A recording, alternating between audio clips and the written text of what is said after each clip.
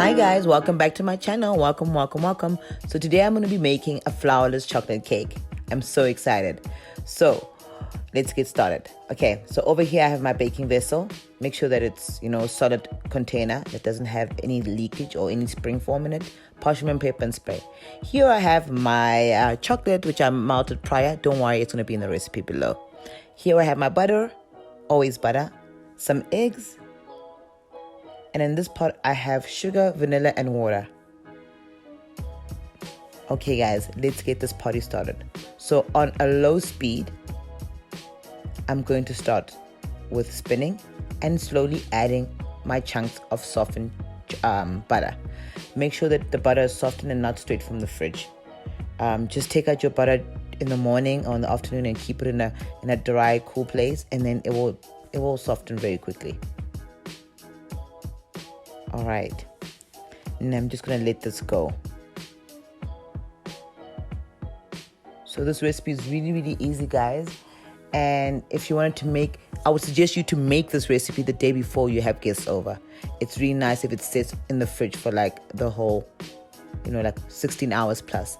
But if you're in a rush and you're desperate, if you make it really early in the morning and stick it at the back of your fridge, it should be perfect.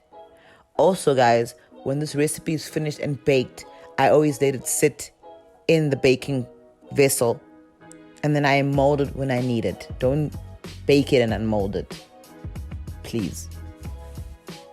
Okay, go butter, go.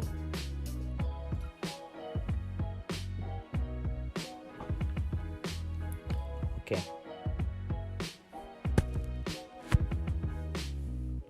Butter's almost done. Perfect. That's it. So now I'm about to add my water and my sugar and vanilla. Basically what I did is that I put everything into a pot and I just heated up the water and sugar vanilla mixture just to melt the sugar. Don't let it boil. I did this first and then I set it aside, and by the time I needed to use it, it was nice and cool. And make sure you do this step after you add your butter. It's very important. Otherwise your chocolate's gonna seize.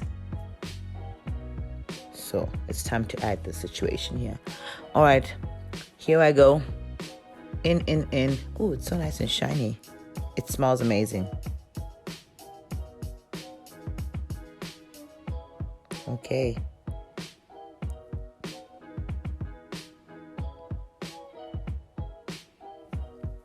Pour it in now. That's perfect. Oh, lovely. All right, so let that mix and get incorporated. It's beautiful. Oh, I love that rich chocolate color. Okie dokie. Now it's time for the eggs, which I'm about to add in a moment. The eggs are what is going to aerate this cake and make it and help it to rise. So your aim is to put 1 to 2 eggs in at a time. As soon as the 1 to 2 eggs is incorporated, you're going to add more and more. But don't be heavy hand like me, adding 4 eggs at a time. Try limited to 2, 3. 1, 2, 3. Okay, guys, and also another important thing about this recipe is the quality of chocolate that you use. Make sure that you use a nice quality of chocolate. Go to your grocery store, see what you have. The better the quality of chocolate, the better the result.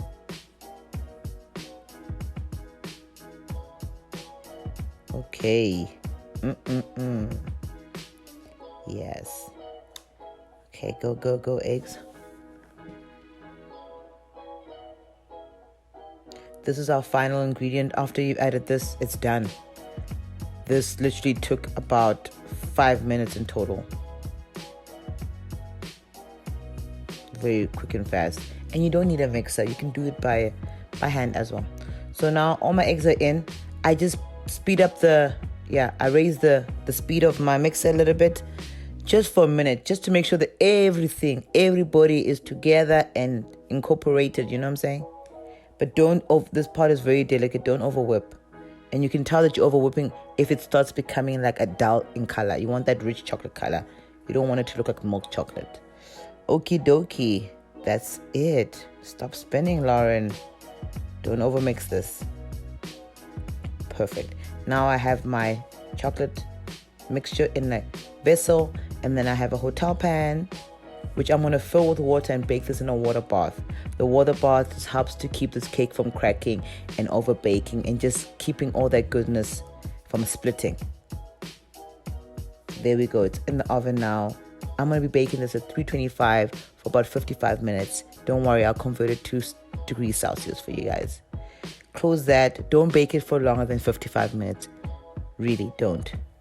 Okie dokie. Now it's come out. I've iced it with ganache. I made this ganache earlier, and then I let it sit. And when you let the ganache sit, it thickens, obviously, so that I could nicely use a spatula and spread that around my cake. Look how beautiful that is. Oh my God, I'm so excited. Don't worry, I'll keep the recipe for the ganache down below in the recipe so you guys can have it handy. Beautiful. Just like me. Alrighty. So, there it is. Beautiful fudgy chocolate flourless cake.